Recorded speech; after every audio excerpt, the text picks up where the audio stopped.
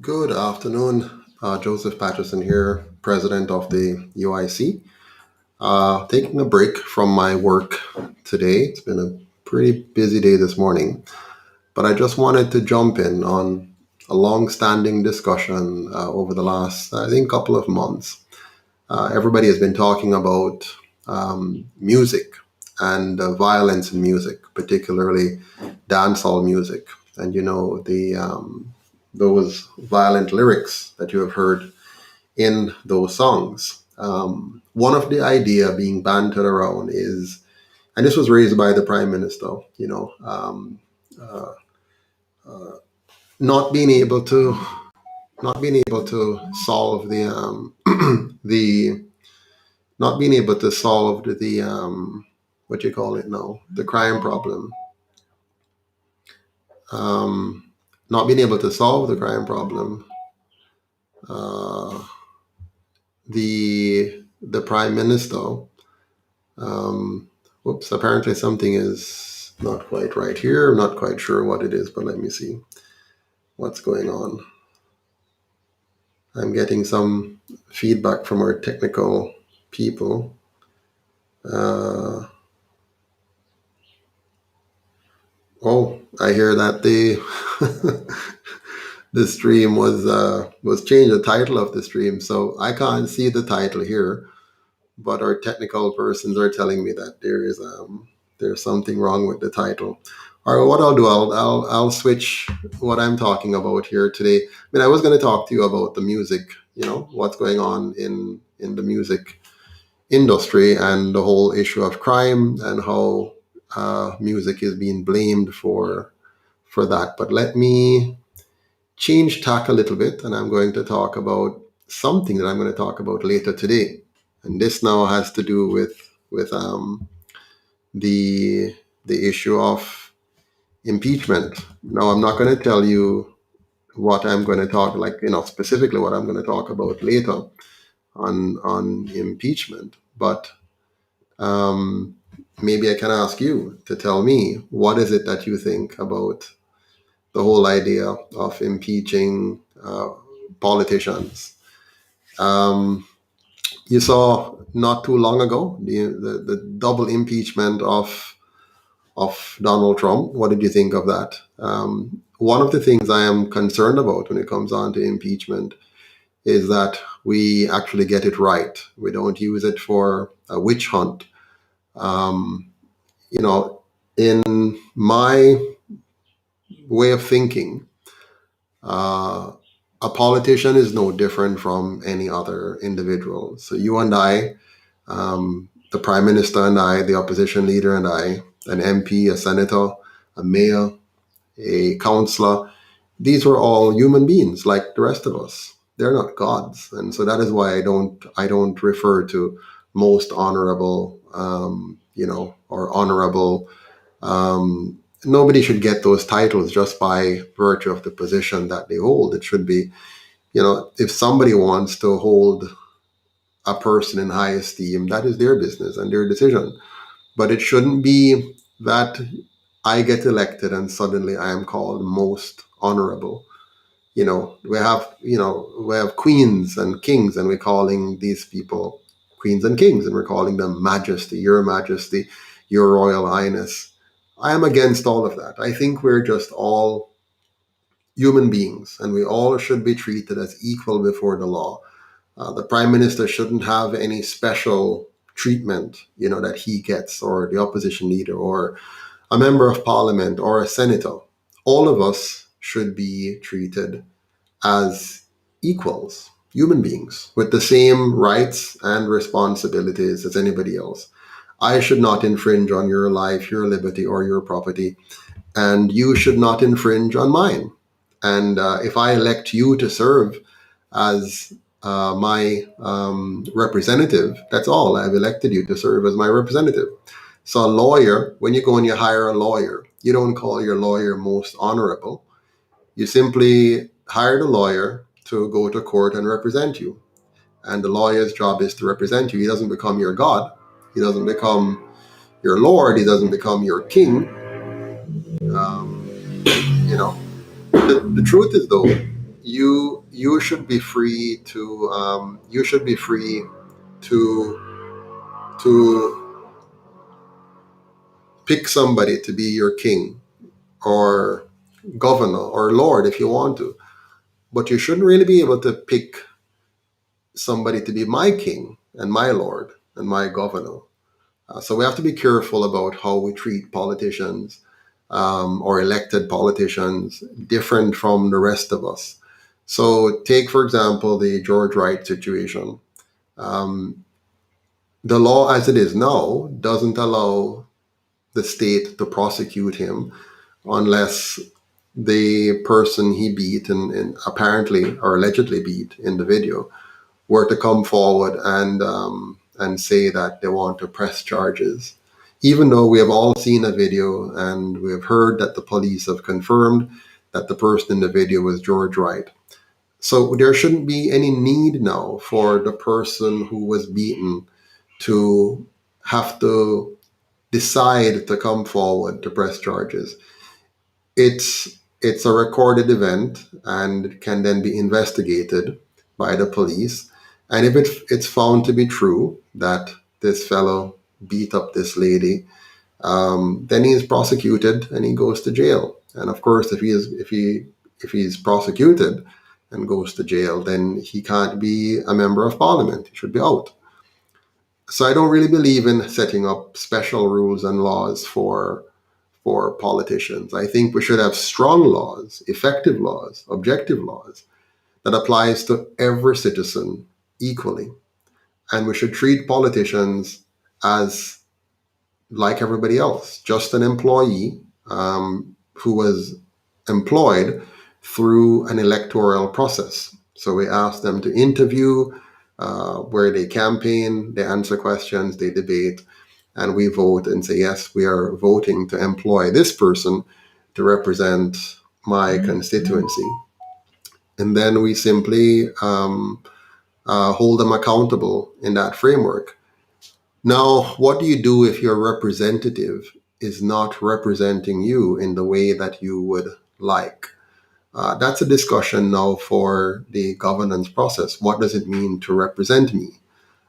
As it is now, I don't think most citizens understand what it means for their MP to represent them. In fact, that's not clarified in law. It's not clarified in the Constitution. What is it that they're representing? As it is now, in our existing Constitution, what we're really electing is a group which will form the government or the opposition. And we give them a license for 5 years to do what they think is best for the rest of us. Now, that's a dangerous design, a very dangerous design, one that we have suffered from severely over the last 77 years, and particularly in the last 59, 60 years since independence. Why do I say this? I say this because we do not have clarity on what the role of government is and what the role and responsibilities of a member of parliament, of a senator is. As it is right now, a senator is appointed by the leader of the opposition. 8 of them are appointed by the leader of the opposition, and 13 of them are appointed by the leader of the governing party or the prime minister. So you should ask the question, what for? What is the role of a senator? What should a senator do? What are the guiding principles of the senator's job? What is his job description? I'm sure you have never seen a senator's job description. You have never seen a member of parliament's description. You have never seen a prime minister's job description. You've never seen an opposition leader job description. So what are they there for? Well, we're told that they're there to defend the Constitution. Well, if they're there to defend the Constitution, what is the Constitution there for? Well, if you read it carefully, the Constitution is really a document about the Queen of England and her rights over the Jamaican people. Of course, it talks about things like, a Bill of Rights that was added afterwards, and it talks about a number of legalistic jargons about what government should do, and in a general sense. But what it doesn't do is clearly articulate what is the uh, defining role of government, what are the boundaries of government, and what are the roles and responsibilities of the citizens in a country.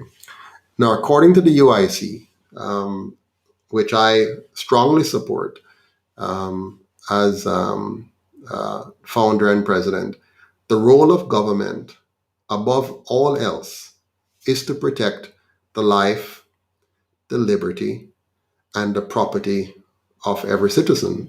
That is the primary role of government, to protect the life, the liberty, and property of every citizen equally.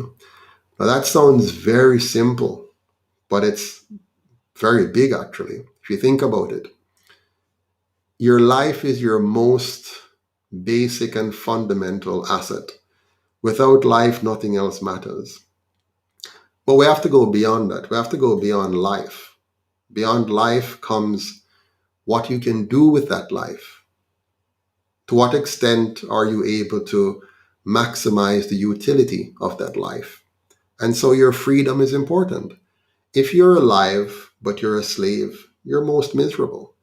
If you wake up every day and somebody dictates what you can do, when you can do it, how you can do it, and you have no hope of being able to self determine, choose what you think is best for you, then your life is almost worth nothing.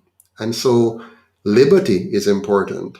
Freedom, the freedom to choose for yourself, is very important.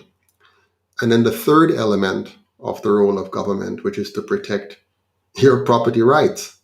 Now, if you have freedom, but you don't have property rights, you really don't have anything.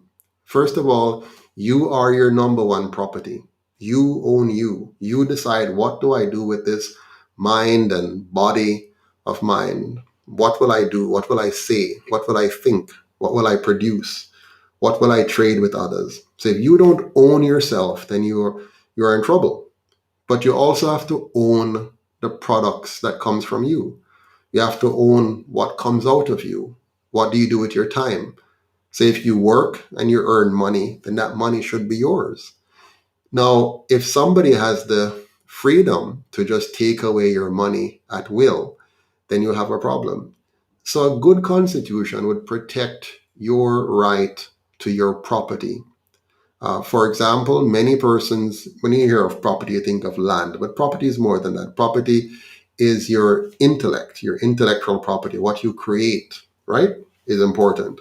There is also what you earn, so money that you earn. And then there are things you may buy, like a car or a house or a piece of land, for example. Those are your property. And the question is, do you truly have full claim over them? Now, if you live on a certain kind of regimes, which are with very different constitutions, then those rights may not exist. For example, if you live under socialism, then the government has more claim to your money than you. The government can decide how much of your money it will take from you to do programs and projects that it thinks is important, not what you think. And they might use the cloak of democracy to cover it. They might say, we had a vote. Now, if you put, three fox and two chicken in a population and ask the five of them to vote as to what will be for dinner, you can guess the outcome. Obviously, the three foxes are going to vote for one of the chickens for dinner.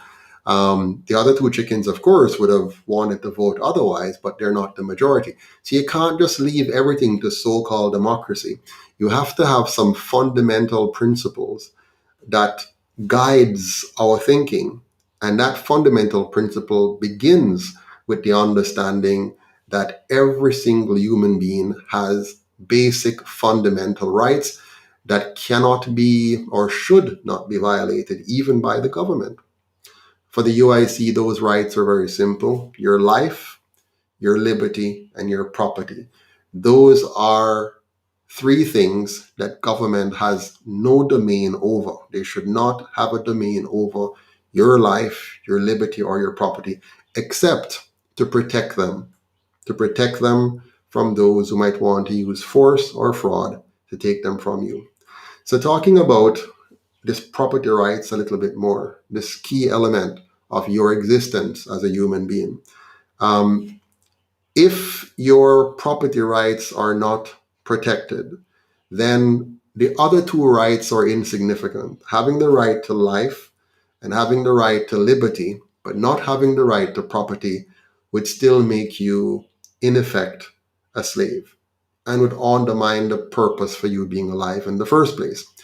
Now, if you look at Jamaica, which we think is a free country because we have not been educated properly, you don't have the right to own property. You think you do because it says you do, but you don't. For example, if you bought a piece of land somewhere, you bought the land free and clear. So the person who had the land is supposed to be the owner, and you paid them your money and you got the land. And you say, well, now I own that land. The truth is, you don't. As long as you have that piece of land, you must pay the government a rent. And as long as you have to pay the government a rent, then really you're a tenant on that land. It's not yours.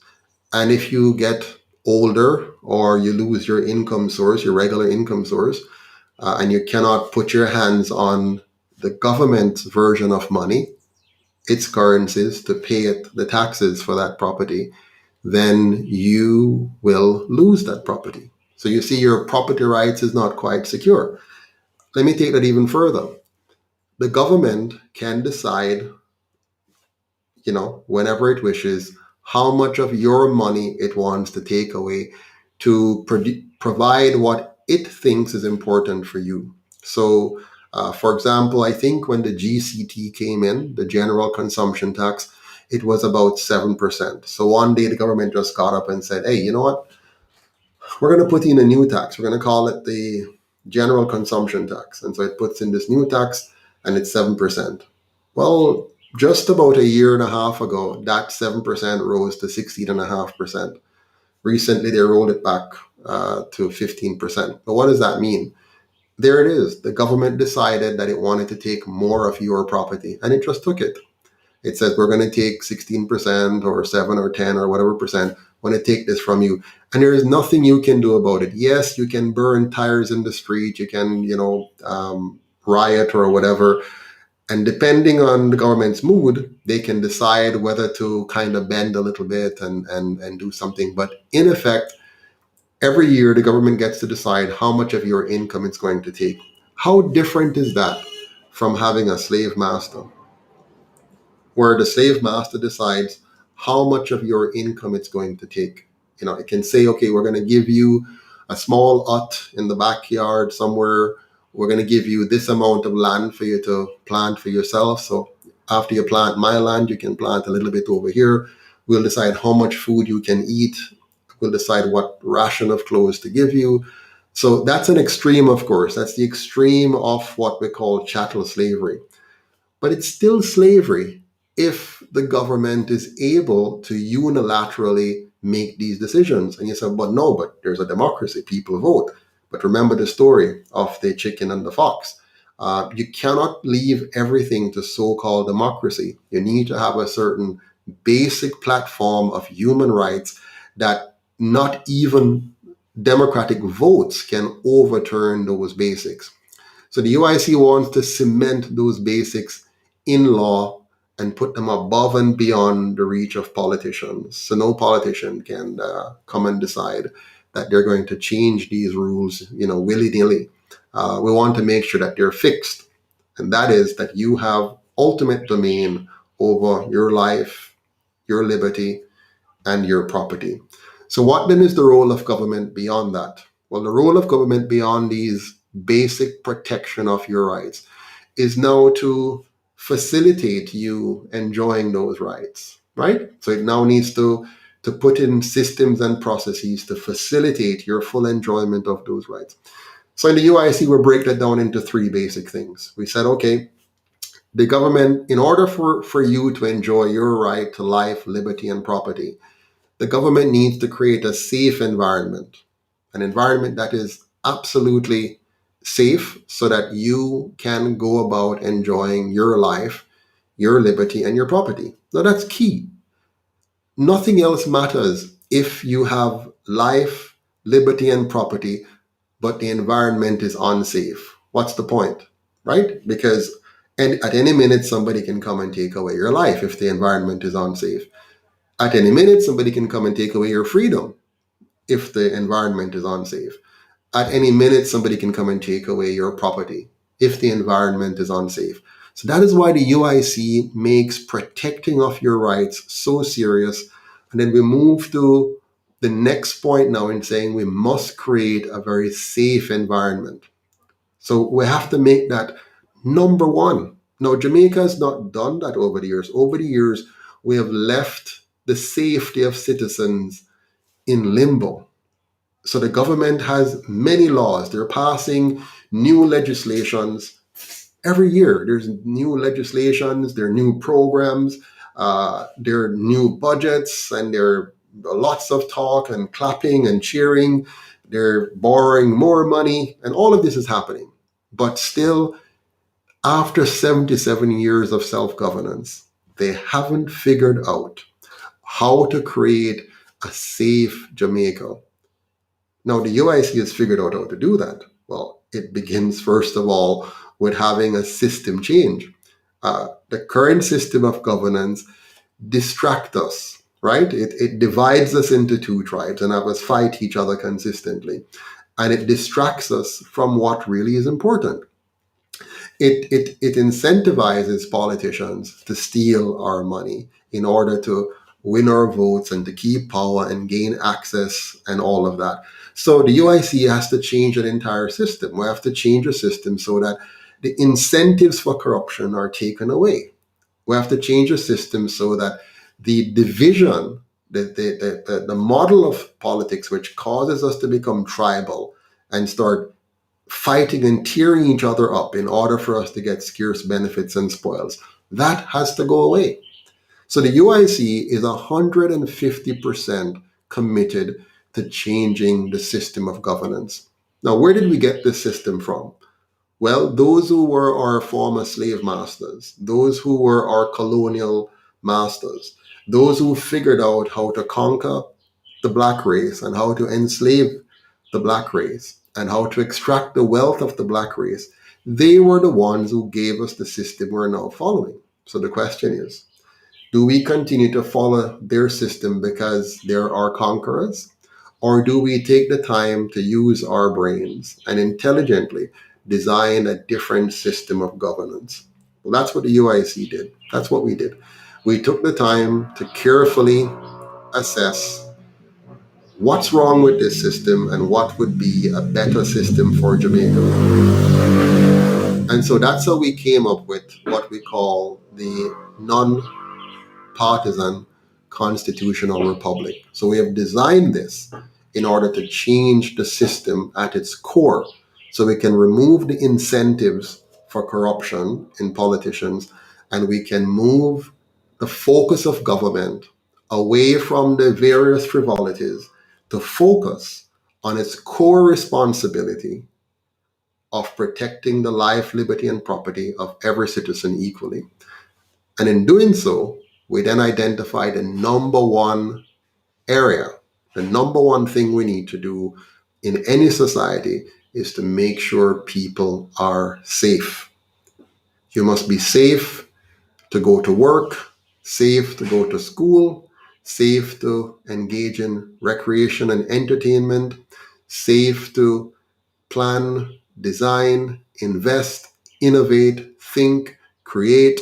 You must have that space and freedom to be yourself, to self actualize. When the issue of your basic personal safety is removed from the equation, then you unleash the creativity, unleash the innovation, unleash the productive capacity of the Jamaican people to achieve their maximum potential by creating a safe environment. We add on to that a second element, which we think is crucial to you realizing your full potential, to you being able to truly enjoy your life, your liberty, and property. And that is for the government to use your tax dollars to give you a very clean and beautiful environment. Just think about it. If the government makes your environment appealing, attractive, clean, and I'm talking about the public environment, then that is going to give you the kind of mental incentive, the kind of mental boost, the kind of confidence that you need to go out and produce and create and trade with your fellow men here in Jamaica and abroad. Finally, the third element that government has to pay close attention to is public order. When you have public order, you have efficiency, you have confidence, you know with certainty what you can or cannot do, when you can do them, and how to do them, because the environment is so designed that there's clarity on how to be the best that you can possibly be. This brings us back to this issue then of impeachment. What is it that a politician can do that is impeachable? Why do you need impeachment? Well, if we clarify the role of government, as I've just done in basic form, then what is the role of the individual politician? His job is merely to represent the interest of his constituents. And what are the interests of his constituents? Pretty much the same as every other constituent in general. Every single community wants to have good and proper public services. So that's what your politician is going to Parliament to make sure the tax dollars collected are being appropriately spent to help you to realize the kind of environment you want to live in. So, what kind of misbehavior could he then do? Well, let's say he is not showing up for work. you know, he's not going to Parliament. He's not advocating on your behalf. He's not making sure that budget allocations are going properly. Then, of course, it must be a process of recall that you get to initiate to say something is wrong here. He's not performing. Let's recall him. Or you might call it impeachment. Now, if on the other hand, it's a matter of him doing something inappropriate, such as, um, beating up a lady on camera, then that to me is a legal matter that should really be taken up by the state in prosecuting him or her for what they have done, the use of violence, the use of force, which is not self-defense, or maybe it was. Let him defend that in court, and then we go from there. But it shouldn't be that we end up with a process that will allow the partisan tribalism to continue, and an impeachment simply becomes a tool for one side to get back at the other.